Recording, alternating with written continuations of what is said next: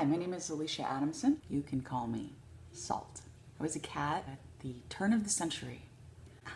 I had very little experience with computers. Now remember, this was way back in the 20th century. Back then, when you got an email account from Portland State, you actually had to go take a special class to learn about email. Everybody had to do it. So I'm sitting in this special class about how to learn about email, and I was like, oh, this is crazy. And there were a couple of guys in the class who were talking about FTP and Gopher and the World Wide Web, and I was just so intimidated. I had no idea what they were talking about. Actually, I went home and I cried. What am I doing? I don't understand this computer stuff. Shortly after, I was walking around campus and there was this flyer that said, come to the Braindump, learn to be a system administrator. I didn't know what that meant, or learn to be a Unix administrator. Definitely didn't know what that was. Starting salary, $50,000. I was like, yes, I'm gonna go. I don't even know what it is, but I'm gonna go. $50,000, yes. So I went to the Braindump. It was incredibly intimidating when I started my first attempt at the Braindump. The Braindump was like for 3 weeks, and you came in and Jonica said everything, and then you're excited, and then you locked yourself into a room with tapes, and you had to load a Solaris box with these tapes. Well, I wasn't doing any of that. I didn't even understand what he was saying. I don't know if it was like the next quarter or whatever, but back then, when the Braindump was only a few weeks long, Jonica could do it a couple of times a year. I went again, you know, because I had just started a computer science class, so I learned how to make a directory, and I learned how to remove files, and I was like, okay, this is kind of fun.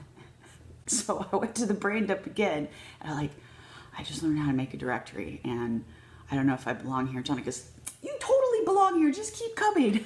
I was like, okay, it felt good to be wanted. So I kept going to the Braindump. Long story short, I attended Braindumps for years. Even when I was working in the CAT, I still went to Braindumps. I can safely say I am a terrible sysadmin. I was never good at Unix system administration. I was really good at killing processes because I worked as a tutor.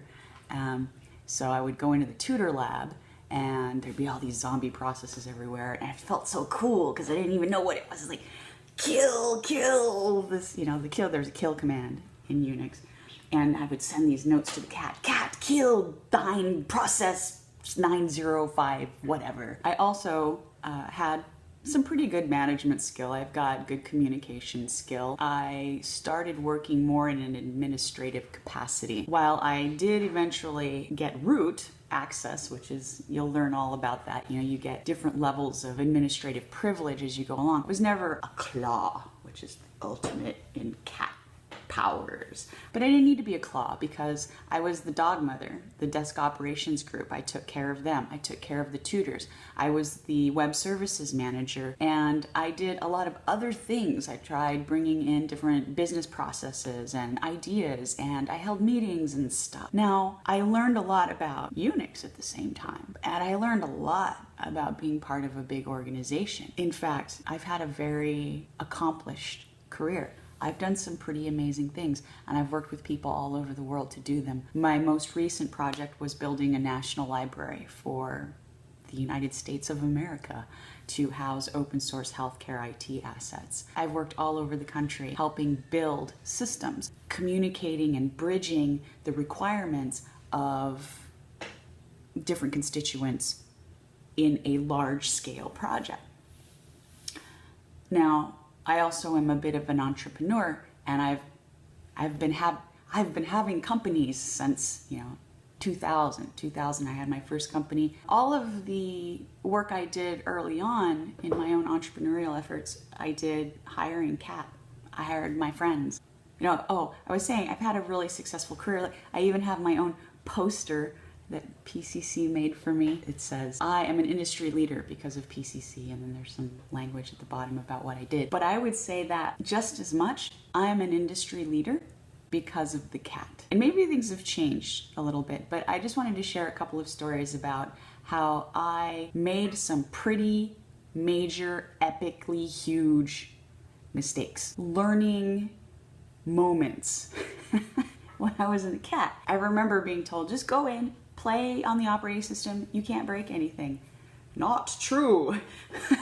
Especially if you're a cat, you can break stuff. So I was going on vacation and I didn't want all this cat mail. You know, when you first join the CAT, there's cat mail.